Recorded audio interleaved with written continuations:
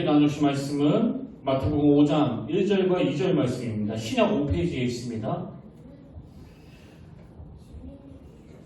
우리 이 두 구절 다 같이 한 목소리로 봉독하기를 원하는데요. 우리 다 같이 한 목소리로 봉독하시겠습니다. 시작! 예수께서 우리를 보시고 산에 올라가 앉으시니 제자들이 나아온지라 입을 열어 가르쳐 이르시되 아멘. 할렐루야. 반갑습니다. 우리 함께 인사 나누기를 원합니다. 참 잘 오셨습니다. 주님의 이름으로 축복하고 또 사랑합니다. 네, 감사합니다.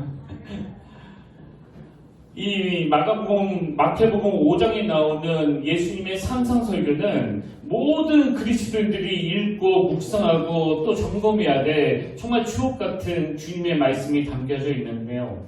그 중에서 특히 맨 처음에 나오는 이 팔복, 주님이 가르쳐 주시는 이 8가지 복에는 예수 믿는 우리가 어디에 중심을 가지고 또 뭘 추구하면서 살아야 되는지를 가르쳐 주시는 내용으로 기록되어 있습니다.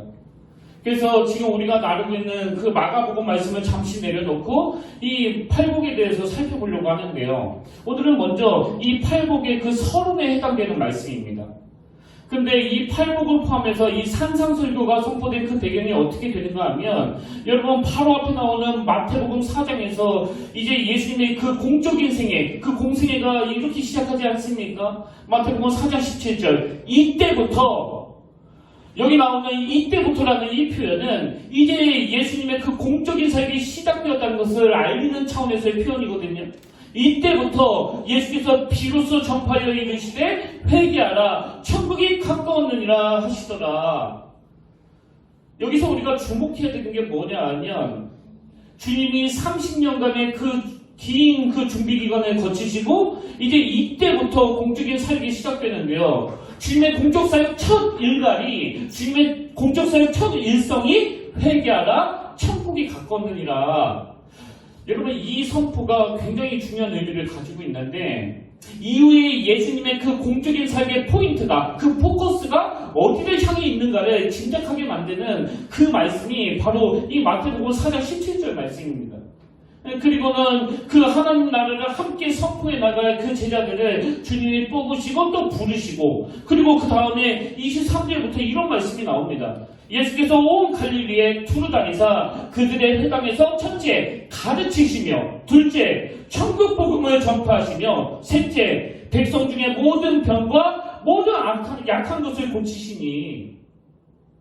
그래서 주님의 이 세 가지 사역 가르치시고 천국 복음을 전파하시고 그 다음에 고치시니 이게 예수님이 이 땅에서 하신 3대 중요한 사역이다 이렇게 정리할 수가 있습니다. 근데 여러분 사실 예수님이 이렇게 가르치시고 천국 복음을 전파하시고 고치시는 사역을 감당하신 건 바로 제일 먼저 선포하셨던 이 하나님 나라를 위한 것인데 이 사람들의 한계가 뭐냐? 그 중심은 잘 못 보고요. 오로지 그 눈에 보이는 그 현상. 이야, 병자들을 고쳐주신대. 막 정말 신기하다. 그래서 24절에 보니까 그의 소문이 온 수리아에 퍼진지라. 사람들이 모든 앓는 자, 곧 각종 병에 걸려서 고통당하는 자, 귀신 들린 자, 간질하는 자, 중풍병자를 데려오니 그들을 고치시더라. 뭐 사람들의 관심은 다른 데 없습니다. 그저 병 고쳐준대, 병 고쳐. 우리도 아픈 사람 다 데리고 가자. 그래서 여러분 이게 지금 어느 정도로 붐을 일으키는가 하면 25절이에요. 갈릴리와 데가볼리와 예루살렘과 유다와 요단강 건너편에서 수많은 무리가 따르니라. 이 수많은 무리가 따르는 이유는 딱 하나예요. 병 고치는 거 보고 가자. 우리 누구도 병 고침을 받았다더라. 이런 상황이 막 벌어지다 보니까 예수님께서 어떤 조치를 취하시는가 하면 오늘 본문 5장 1절 그 현대인의 성경으로 보십시오. 예수님은 많은 사람들이 모여드는 것을 보시고 산에 올라가 앉으셨다. 그러자 제자들이 그분에게 나왔다. 이게 지금 어떤 상황인지 아시겠죠? 지금 예수님은 병 고치는 거 보러 온 그 수많은 무리들을 피해 가시는 거예요. 그리고 산으로 가셔서 말씀을 가르치기를 원하신다는 겁니다. 저는 이 마태복음 5장 1절 2절 이 말씀을 보면서 우리 모두가 다 굉장히 진지하게 그 주님 앞에 드려야 되는 질문이 하나 있다고 생각하는데요. 자, 그럼 어떤 질문을 드려야 되느냐? 5장 1절 2절에 다시 한번 보십시오. 예수께서 무리를 보시고 산에 올라가 앉으시니 제자들이 나오지라. 우선 1절에 나와 있는 이 포인트가 굉장히 중요한데요. 지금 예수님을 따르는 사람들을 두 종류로 구분이 된다는 사실이에요. 하나는 무리에 해당이 되고 하나는 제자에 해당이 된다는 겁니다. 저는 오늘 여러분들께 심각하게 이 질문을 드리면서 이 질문이 여러분에게 도전이 되기를 원하는데요. 여러분은 지금 무리에 속하는 분들입니까? 제자에 속하는 분들입니까? 무리에 속하는 사람들의 특징이 뭐라고 그랬습니까? 이 본질에는 관심이 없습니다. 하나님 나라 그런 건 난 몰라. 그냥 병 고쳐준대 병. 이게 무리의 특징이에요. 이 표면적으로 드러나는 그 현상에만 관심을 가지고 하는 그 신앙생활. 그래서 기도를 하는 게 뭐 하나님 나라는 관심도 없고 온통 그냥 이 병이나 고쳐주세요. 월급 좀 올려주세요. 아, 왜 취직을 안 시켜주시는 겁니까? 이건요, 무리예요, 무리. 근데 여기에 반해서 그 제자들의 특징이 뭐냐? 2절을 보십시오. 입을 열어 가르쳐 이르시되. 여러분, 여기서 오해하시면 안 되는 게요. 이 병 고쳐주시는 그 주님의 삶에 관심을 갖는 것 자체가 잘못된 게 아니에요. 저도 주변에 그 병으로 고통당하신 분들이 꽤 많다 보니까 하나님께 종종 이렇게 구합니다. 하나님, 저에게 그 병 고치는 은사 좀 내려주시길 원합니다.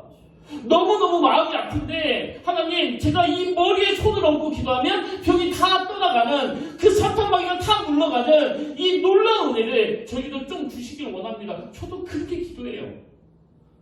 지금 병 고쳐주시는 그 주님의 삶에 관심을 갖는 게 잘못된 게 아니고 이 무리가 가진 문제가 뭐라고요? 그것만 관심을 갖는 게 잘못됐다는 거예요. 그것만.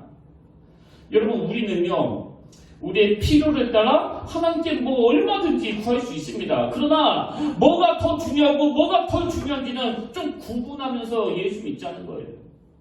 그리고 또 우리는 내버려주면 이렇게 비본질적인 것에만 관심을 갖기 때문에 어떻게 해야 돼요? 말씀을 들으러 산까지 가야 되는 거예요. 오늘 여러분 스스로가 듣고 보니까 나는 좀 무리에 가까운 것 같네? 그런 생각이 드신다면 이제 여러분 2절로 옮겨가셔야 돼요. 주님의 말씀에 관심을 가지고 입을 열어 가르쳐 이르시되.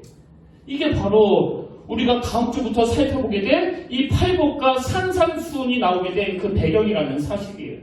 그래서 저는 이런 맥락에서 이제 다음 주부터 우리가 한 말씀 한 말씀 그 주님의 말씀 앞에 귀를 기울이면서 하나님 나라의 백성들이 어떤 삶의 태도를 갖고 살아야 되는가를 좀 점검해 보기를 원하는데요. 근데 여러분, 제가 이 팔복을 쭉 묵상하고 공부하다가 참 눈이 가는 구절을 하나 방금 발견했는데 그게 바로 5장 13절입니다.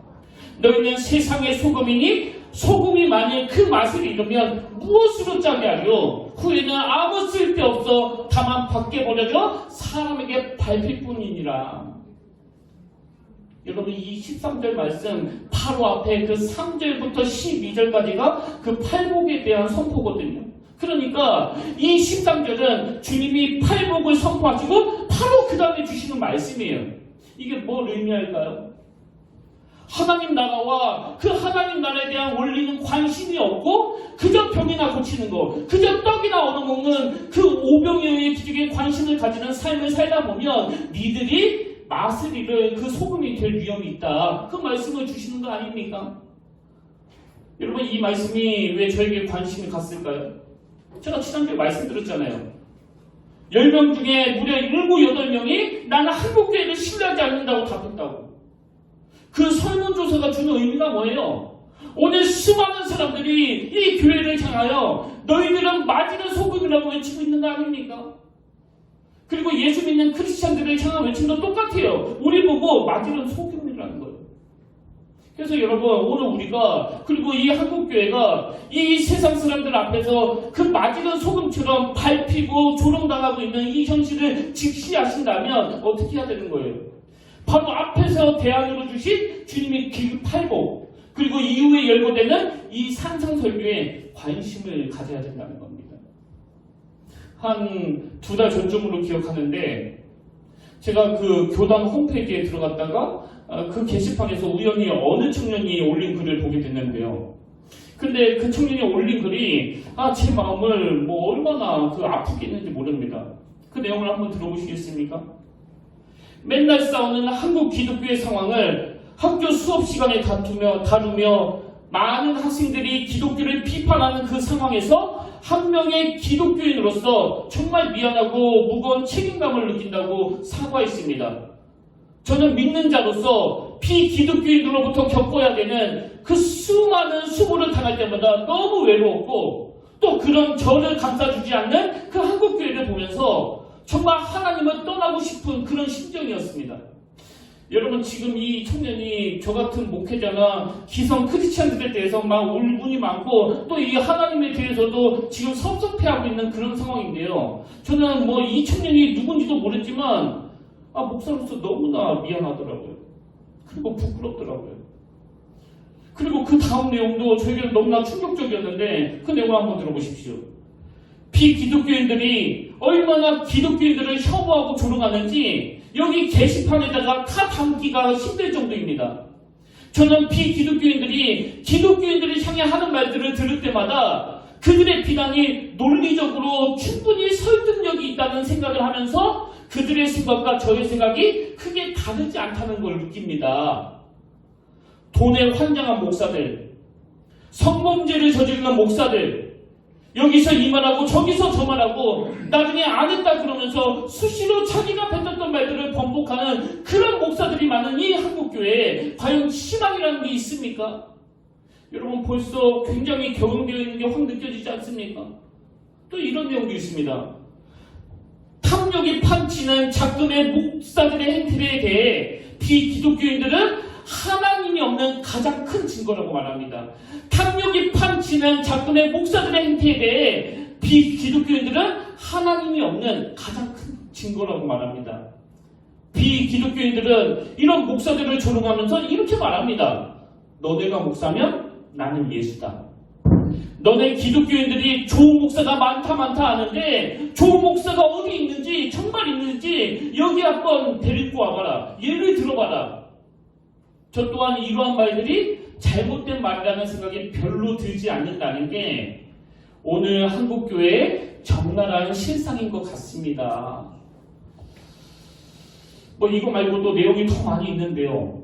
제가 우선 이 청년의 글을 보면서 제가 목사라는 게 참 비참했습니다.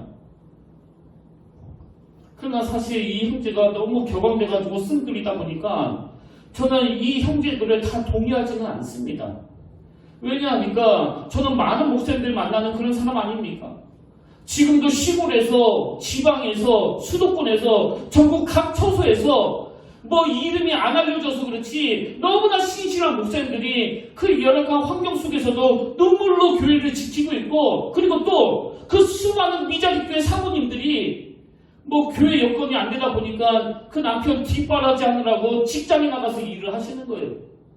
그래서 제 주변에서도 이렇게 너무나 귀한 목사님들과 사모님들이 많이 계시기 때문에 제가 이 형제 말에 다 동의를 할 수는 없지만 그러나 여러분 가슴 아픈 게 뭐예요?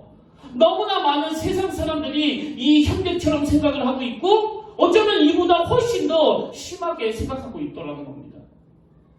저는 이런 내용의 글을 읽을 때마다 제가 그동안 그 사역하면서 만났던 어느 교회에 너무나 신실한 장로님의 얼굴이 또 어느 교회의 그 권사님의 얼굴이 떠올려지고요. 그리고 이 교회를 하나님이 나에게 주신 그 예배 초소로 여기고 끝까지 이 자리를 지켜내시는 귀한 우리 성도님들의 얼굴이 떠올려지는 게 사실이에요. 그러나 전체적으로 지금 한국교회 안에는 그런 신실하신 분보다는 신실하지 않는 분이 훨씬 더 많이 있기 때문에 우리가 이런 비아냥을 계속 듣고 있는 건 아닌가 그런 생각이 자꾸 드는 겁니다. 그래서 오늘 우리가요 주님이 주신 이 말씀 마태복음 5장 18절 너희는 세상의 소금이니 소금이 만일 그 맛을 잃으면 무엇으로 짜게 하리요 후에는 아무 쓸데없어 다만 밖에 버려져 사람에게 밟힐 뿐이라. 이 주님의 엄중한 경고를 여러분이 절대 잊으시면 안 된다는 거예요. 그래서 저는 이 마태복음 말씀을 함께 나눈 동안에 왜 오늘 한국교회가 왜 오늘 수많은 그리스도인들이 이렇게 만일은 소금이 되어버렸는지를 돌아보고 또 점검하면서 이 말씀 안에 있는 그 그 주님의 깊은 뜻을 깨닫고 우리에게 어떤 변화를 주시는가를 기대하는 그런 복된 시간이 되기를 바랍니다. 그런 의미에서 저는 이 팔복을 통해서 우리가 깨달아야 될 그 두 가지 사안을 발견했는데요. 마태복음 5장 말씀을 나눈 내내 여러분 이걸 늘 머리에 담으시면 좋겠습니다. 그럼 이 팔복을 통해서 깨달아야 되는 그 첫 번째 사안이 뭐냐? 여러분, 신앙생활이라는 건요, 이 세상 사람들과 다르게 사는 것이라는 걸 깨달아야 된다는 거예요. 이 세상 사람들이 가지고 있는 그 가치관과는 다른 가치관을 가지고 살아가는 거, 이게 신앙생활이라는 걸 기억해야 된다는 겁니다. 그 존 스토트 목사님이 쓰신 산상수훈, 그 책에 보면 이제 이 팔복을 유시한 산상수훈의 그 핵심 본문이 바로 마태복음 6장 8절이라고 강조하는데요. 자, 마태복음 6장 8절에 어떤 내용이 있습니까? 그러므로 그들을 본받지 말라. 이게 주님이 선포하셨던 팔복과 그 산상수훈의 핵심 구절이라는 거예요. 그리고는 레위기 18장 2절부터 4절 말씀을 언급하는데요. 자, 그 내용도 한번 들어보십시오. 나는 여호와 너희의 하나님이라. 너희는 너희가 거주하던 애굽 땅의 풍속을 어떻게 하라고요? 따르지 말며. 또 내가 너희를 인도할 가나안 땅의 풍속과 규례도 어떻게 하라고요? 행하지 말고. 그 대신에 4절. 너희는 내 법도를 따르며 내 규례를 지켜 그대로 행하라. 나는 너희의 하나님 여호와니라. 여러분, 여기 3절에 나오는 애굽 땅의 풍속을 따르지 말고 가나안 땅의 풍속과 규례도 행하지 말라는 이게 지금 뭘 의미하는 거예요? 하나님은 지금 뭘 강조하고 싶은 겁니까? 이 세상 사람들하고 좀 다르게 살라는 거예요. 이 세상 사람들이 가지고 있는 그 가치관하고는 좀 다르게 살아가라는 겁니다. 여러분, 사실 오늘 교회가 예수 믿는 사람들이 또 저 같은 목회자들이 뭐 이렇게까지 그 세상 사람들 앞에서 욕을 먹어야 되는 이유가 있습니까? 우리가 뭐 강도짓을 합니까? 살인을 저지릅니까? 아니 근데 왜 이렇게 욕을 많이 먹어야 되느냐고요. 제가 무슨 그 설교 시간에 뭐 안 들키고 강도짓 하는 방법, 또 뭐 사기 잘 치는 방법, 뭐 이런 거 가르치는 게 아니잖아요.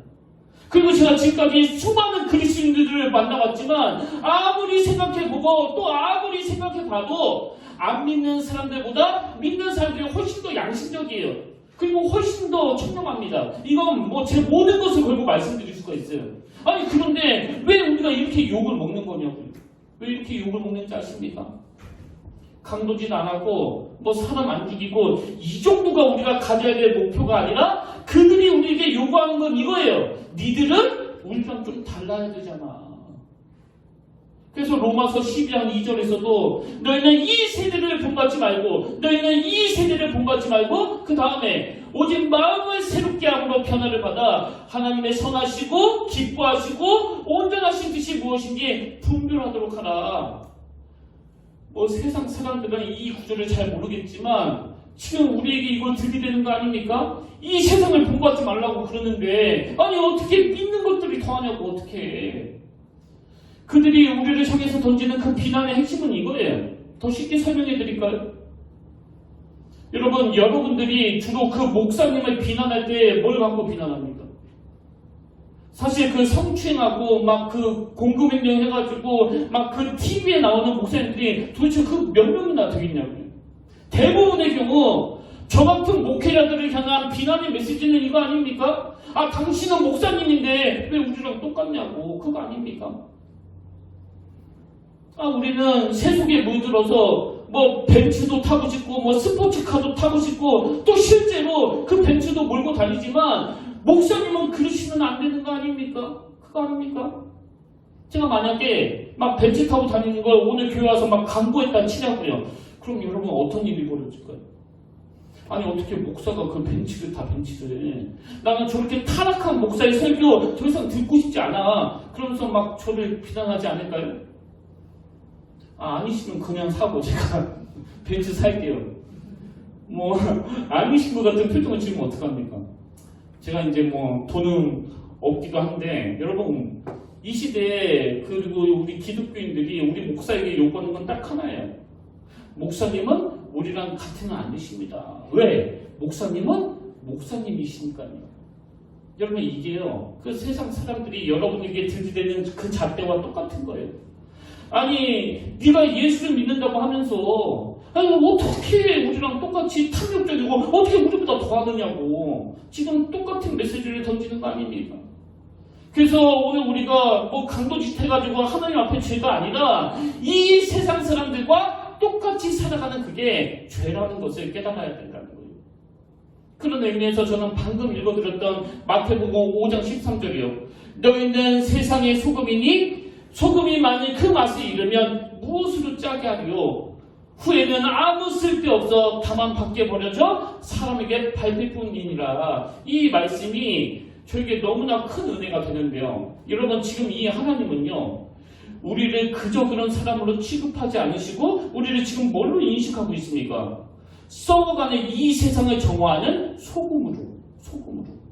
여러분 하나님은 저와 여러분을 그저 밥이나 먹고 사는 그런 존재로 자리매김하지 않으시고 이 소금의 역할을 감내해내는 이 악한 세상에서 그 영향력을 행사해야 되는, 그래서 우리는 이런 사명이 있기 때문에 이 세상과 다르게 살아야 된다는 거예요. 제가 만약에 목사가 됐더니 뭐 벤츠도 못하게 하고 뭐 스포츠카도 못하게 하고 이게 도대체 뭐야 막 이러고 있으면요 저는 그냥 이 목사 때려쳐야 돼요. 그게 무슨 목사입니까? 여러분이 저를 도덕적으로 이만큼 높이 봐주시기 때문에 저는 그렇게 봐주신 거에 대한 긍지를 가지고 근데 눈 돌리지 아니하고 나는 성도들과는 다른 이 세상 사람들과는 확연히 다른 그런 가치관을 가지고 살아야 되겠다. 그러면서 살아가는 그게 바로 그리스도인들의 그 모습이라는 거예요. 그런가 하면 두 번째로 이 팔복을 통해서 우리가 깨달아야 되는 게 하나 더 있는데요. 그게 뭐냐 하니까 여러분 이 신앙생활이라는 것은요 세상 사람들과 그 다른 삶을 추구해야 되는데 그 다른 삶이 주는 행복이 뭔지를 맛보고 사는 그게 바로 신앙생활이라는 걸 깨달아야 된다는 겁니다. 여러분도 잘 아시지만 이 팔복에서 계속 강조되는 게 뭐 복이 있나니 그거 아닙니까? 마태복음 5장 3절에 심령이 가난한 자는 복이 있나니, 또 4절에 애통하는 자는 복이 있나니, 또 5절에 온유한 자는 복이 있나니. 이게 뭐 우리말의 그 뉘앙스로 따지면 자꾸 뭐 조건처럼 들리지 않습니까? 무엇을 하면 내가 너희에게 복을 내리겠다. 이런 조건으로 듣기가 쉬운데 여러분 이건 조건이 아니고요. 바로 상태예요. 상태. 그래서 제가 이 팔복을 원어에 더 가깝게 직역을 해서 이 화면으로도 준비했는데 자 보십시오. 3절이 이렇게 되어 있습니다. 행복하구나 심령이 가난한 자들이요 천국이 그들의 것이기 때문이다. 조건이 아니에요. 뭘 하면 내가 너 행복하게 해줄게 이게 아니고요. 행복하구나 이미 지금 그 상태가 행복한 상태예요. 그럼 누가 이렇게 행복한가? 심령이 가난한 자들이에요. 아니 그런 심령이 가난한 자들이 왜 행복하지? 천국이 그들의 것이기 때문이래요. 이건 조건이 아니라 상태예요. 상태. 이미 행복한 상태. 그리고 4절도 마찬가지예요. 행복하구나. 이미 지금 행복한 걸 선포하시는 거 아닙니까? 행복하구나. 누가? 애통하는 자들이요. 아니 슬퍼오는 그 사람들이 왜 행복합니까? 그들이 위로를 받을 수 있기 때문이다. 이 구조가 다 그런 거예요. 또 5절에서도 행복하구나 온유한 자들이요. 왜 그들이 행복합니까? 그들이 땅을 기업으로 받을 것이기 때문이다. 이게 상태예요. 상태. 조건이 아닙니다. 그리고 또 이 팔복에 나오는 시제가 너무 흥미로운데요. 여러분 이 8가지 복 가운데 두 번째 복부터 그 7번째 복까지는 이게 전부 다 그 미래 시제인데요.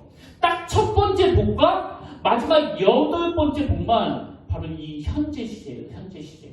그러니까 이 3절에 나와 있는 심령이 가난한 자는 복이 있나니 또 10절에 나와 있는 의를 위하여 박해를 받는 자는 복이 있나니 이 두 구절의 첫 번째 공통점이 둘 다 현재 시제라는 거고요. 두 번째 공통점이 둘 다 그 뒷부분에 천국이 등장한다는 겁니다. 자 먼저 3절을 보십시오. 심령이 가난한 자는 복이 있나니 천국이 그들의 것이며 또 10절 의를 위하여 박해를 받는 자는 복이 있나니 천국이 그들의 것입니다. 여기 지금 똑같이 두 자 천국이 그들의 것이기 때문에 행복하구나 이 천국의 현재성을 강조하고 있는데 여러분 이 표현 속에 담긴 의미가 뭐 여러 가지 있겠지만 그 중에서 제가 발견하는 가장 강력한 의미가 뭐냐?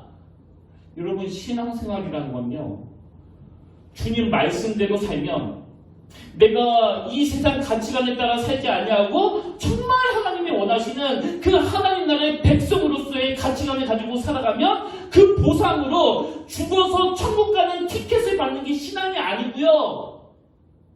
이 천국의 현재성 무슨 뜻입니까?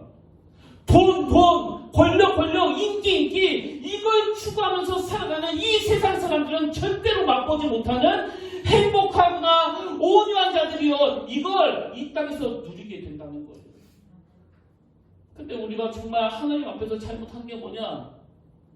뭐 강도짓도 나쁜 거지만 이 세상의 기준이 아닌 물질, 명화, 명예, 그 권력 이런 걸 추구하는 게 아닌 이 하나님 나라의 가치관을 가지고 살면 이 땅에서 얼마나 큰 행복을 누리는지를 잘 알지도 못하고 또 우리가 누리지도 못하면서 사는 이게 하나님 앞에서 바로 죄예요, 죄.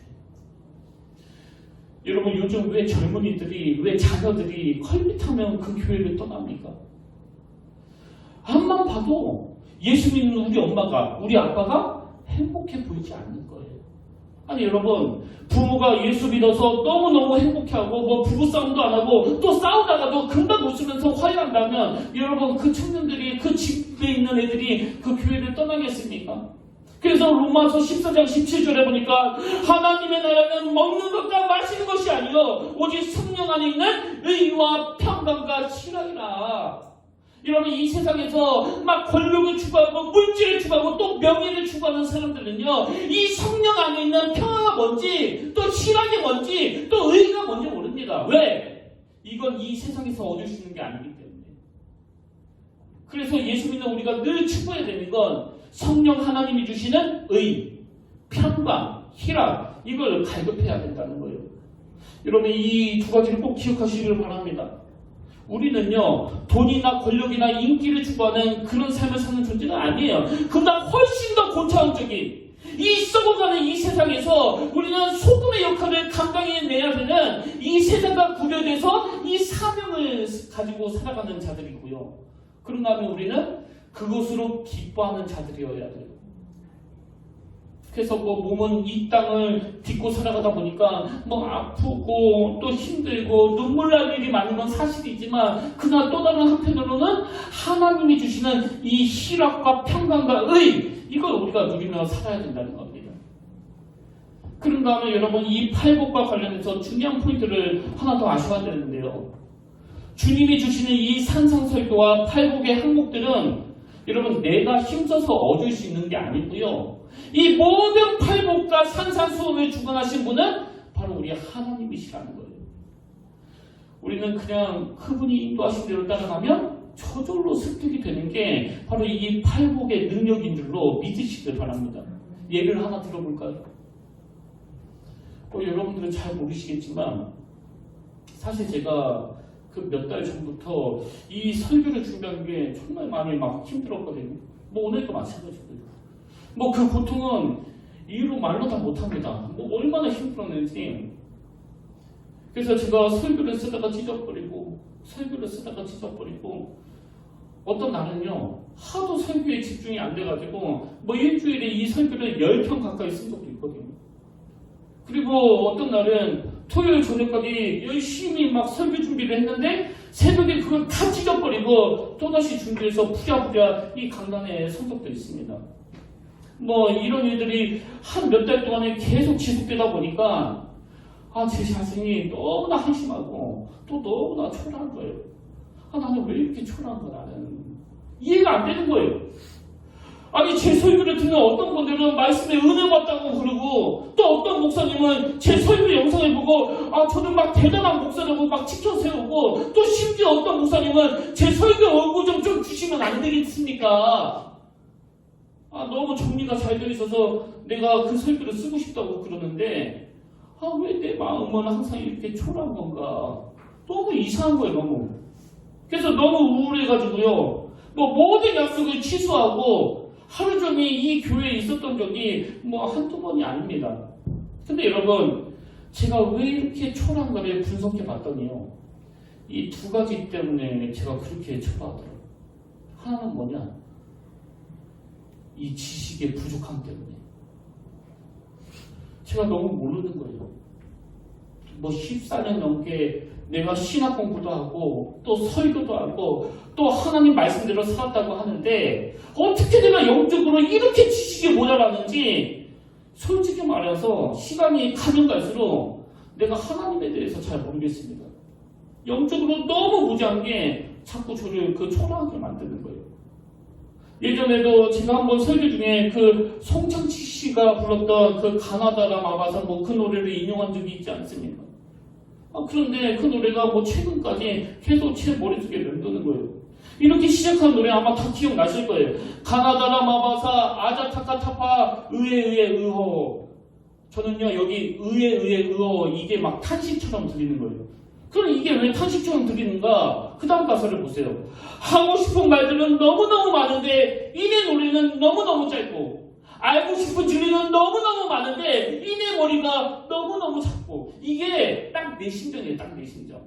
알고 싶은 진리는 너무너무 많은데 이내 머리는 너무 작고 여러분 이번 여름 내내 내 마음의 열등감이 내 마음의 초라함이 하나님에 대한 이 신비로운 지식 알고 싶은 지식이 너무너무 많은데 나는 왜 이렇게 머리가 작아 지식이 이렇게 얕은가 또 해야 되는 일들은 너무나 많은 이 시대에 내가 목사로서 부름을 받았는데 이 내 팔은 너무나 작고 아마 두 번째로 제가 그렇게 제 자신이 초라했던 이유는요 이 존재의 자금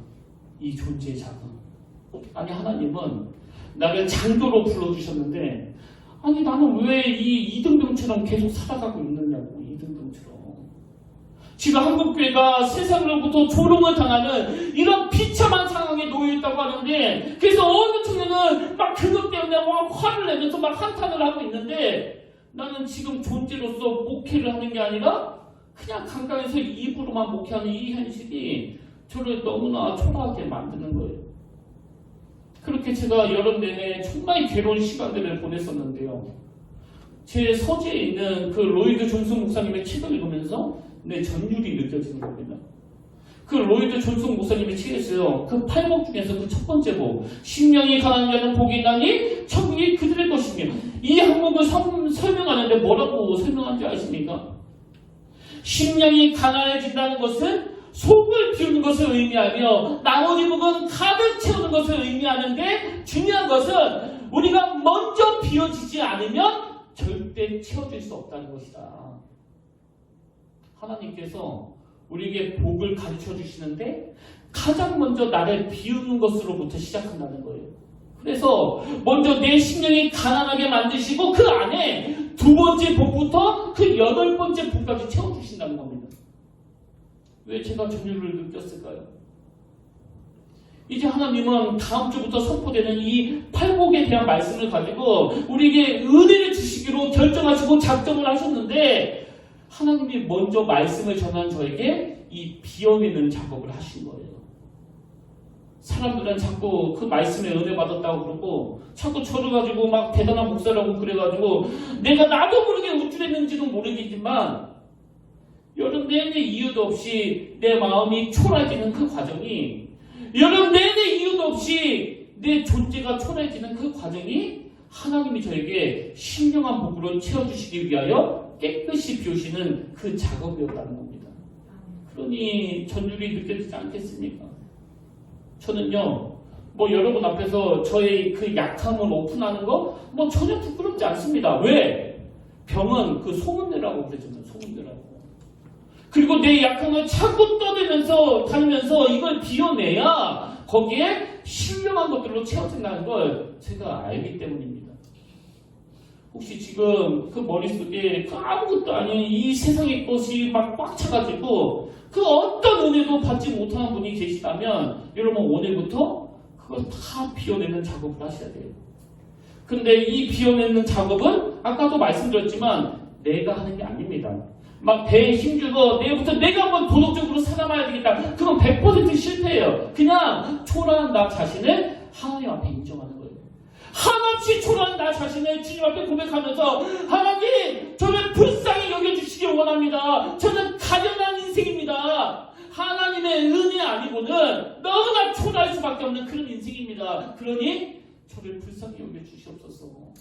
이렇게 연약한 나 자신을 내어드릴 때 깨끗이 비워주시는 그 주님. 그래서 저는 오늘 여러분들이 이 마태복음 설교하기 몇 달 전부터 저를 비워주시고 이 신비로운 길로 인도해주신 그 주님을, 그리고 또 제가 초라한 인생이라는 걸 깨닫게 하기 위해서 그 신령한 은혜로 다시 채워주시기 위하여 조목조목 그 증거들을 가지고 들이대시는 그 주님을 이번 주 여러분들도 꼭 경험하게 되시기를 바랍니다. 여러분, 주님이 내 약함을 막 부인할 수 없도록 만드시고 나를 그렇게 수치스럽게 막 비참하게 만드시고 막 열등감으로 몰고 가시는 건요, 주님이 저를 조롱하기 위해서가 아니고요, 채워주기 위해서예요. 채워주기 위해서. 그래서 저는 오늘 여러분들이 이 기대감을 가지고 이번 한 주 내내 내 내면을 깨끗이 비워주시는 그 주님을 만나시기를 바라고, 이제 다음 주부터 그 내면을 새롭게 채워주실 그 신령한 은혜를 사모하는 저와 여러분들 되시기를 주님의 이름으로 축복합니다. 오늘 말씀을 기억하시면서 우리 결단 찬양으로 우리 지난주에 불렀던 그 시선이라는 찬양을 함께 부르기를 원하는데요. 여러분, 이 찬양이 이렇게 시작하지 않습니까? 내게로부터 눈을 들어 눈이 주를 보기 시작할 때 주의 일을 보겠네. 그 사람만 의식하고 이 하나님을 의식하지 못했던, 또 하나님의 가치관이 아닌 이 세상의 가치관으로 꽉 차 있는 나의 연약함을 다 주님 앞에 고백하고 이제는 눈을 들어 신령한 것들로 다시 채워주시는 그 주님을 바라보기 시작할 때, 그때 비로소 그 주님이 일하신다는 거예요. 우리 이번 한 주 내내 이 원리를 마음에 담으시면서 우리 이 찬양을 드리면 좋겠습니다.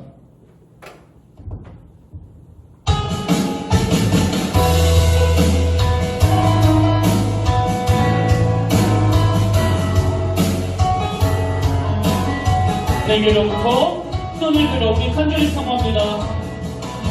내게로부터 눈을 들어 주의 보기 시작한 주의 일을 보겠네. 주의 일을 보겠네. 내 작은 마음 돌이키사, 내 작은 마음 돌이키사 하늘에 그의 하늘 언제입니까? 주님을 볼 때 모든 시선을 주님께 드리고 살아계신 하나님을 느낄 때, 살아계신 하나님을 느낄 때 내 삶은 주의 역사하되고 하나님이 일하기 시작, 성령이 나를 변화시켜 성령이 나를 모든 그런 사라질 때 주의 일을 보겠네. 황폐한 땅 한가운데서, 황폐한 땅 한가운데서 주님만 나에게 된 언제입니까? 주님을 볼 때 모든 시선을 주님께 드리고 전능하신 하나님을 느낄 때 세상은 주의 나라 되고 하나님이 일하기 시작, 모든 시선을 주님께 드리고 전능하신 하나님을 느낄 때, 전능하신 하나님을 느낄 때 세상은 주의 나라가 되고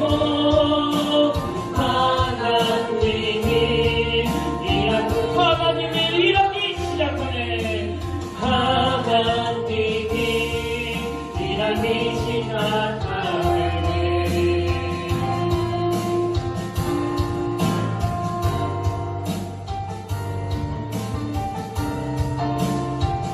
아멘. 살아계신 하나님 아버지, 이 시간 우리 인생이 그저 눈에 보이는 그 현상만 쫓아가는, 그저 병 고쳐주는 거 구경하고 떡이나 얻어먹는 그런 무리의 인생이 아니라 정말 하나님 나라를 갈망하며 그 본질을 향하여 달려가는 그런 제자의 길을 택하기를 원합니다. 썩어져가는 이 세상 앞에 우리가 소금으로서 그 영향력을 미칠 수 있도록 날마다 능력을 더하여 주시고 우리가 서 있는 이곳에서 천국을 누릴 수 있도록 아버지 인도하여 주시옵소서. 오늘 이 팔복을 주관하시는 주님께서 이 산상수훈의 말씀을 허락하신 그 주님께서 우리 인생을 견인해 가시도록 온전히 의탁하고 온전히 의뢰하며 온전히 맡겨드리기를 원합니다. 아버지 나도 모르게 이 세상에 물이 들어 지금 내 시선이 이 땅의 것에 머물러 있다면 이번 한 주간 깨끗이 비워주시는 그 주님을 경험하며 거기에 신령한 것들로 다시 채워주기를 기대하는 그런 복된 한 주간이 되게 하여 주시옵소서. 특별히 이번 명절로 그 고단에 있을 성도님들에게 아버지 쉼과 안식과 휴식을 허락하여 주시고 그 회복된 마음으로 주님이 주신 사명을 다시 붙드는 아름다운 하나님의 자녀가 되게 하여 주시옵소서. 그렇게 인도하여 주시길 믿사오며 이 모든 말씀 사랑이 많으신 예수님 이름으로 간절히 기도드립니다. 아멘. 네, 우리 다 자리에서 일어나셔서 이 찬양 부르고 오늘 예배를 마무리하길 원하는데요. 제목이 오직 믿음으로 이 찬양입니다. 이 시간 우리 주님 앞에 무리가 아니라 제자가 될 것을 결단하면서 우리의 믿음을 그 주님 앞에 고백하길 원합니다.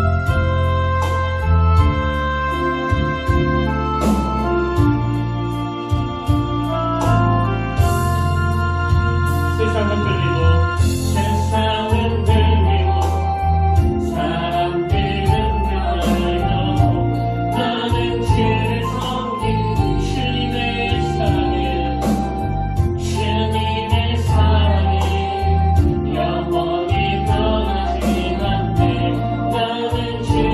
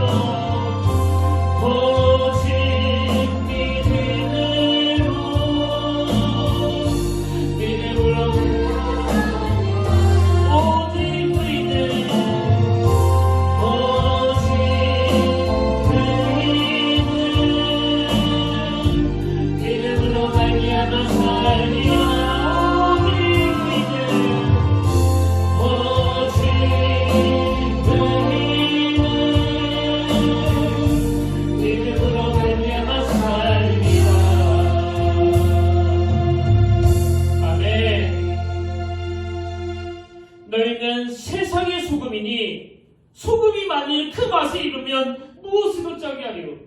후에는 아무 쓸데없어 다만 밖에 버려져 사람에게 밟힐 뿐이니라.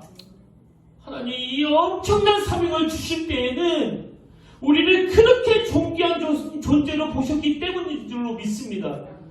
아버지, 이번 한 주간 초라해지지 않도록 도와주시고 피곤해지지 않도록 은혜 주시며 누구 앞에서라도 하나님이 주신 이 사명, 그 소금의 역할을 감당해내는 그 믿음의 자리로 저희를 인도하여 주시옵소서. 이제는 우리 주 예수 그리스도의 은혜와 하나님 아버지의 다함없는 사랑과 성령님의 감동, 감화, 위로 교통 충만하심의 역사가 만일은 소금이 되어 사람들에게 밟히는 존재가 아니라 하나님 나라의 그 놀라운 가치관과 사명을 가지고 존귀한 주님의 형상을 닮은 사람이 되기를 꿈꾸며 달려가며 다짐하며 예배하는 모든 주의자들 머리 위에 지금부터 영원토록 함께 하시기를 간절히 축원하옵나이다.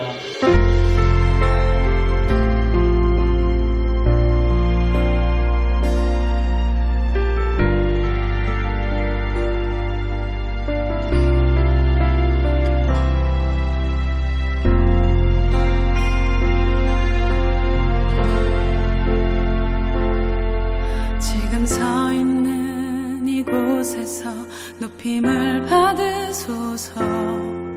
내가 밟는 땅 주님의 땅이니 하늘이 주의 이름 높이 올리며 넓은 바다가 주를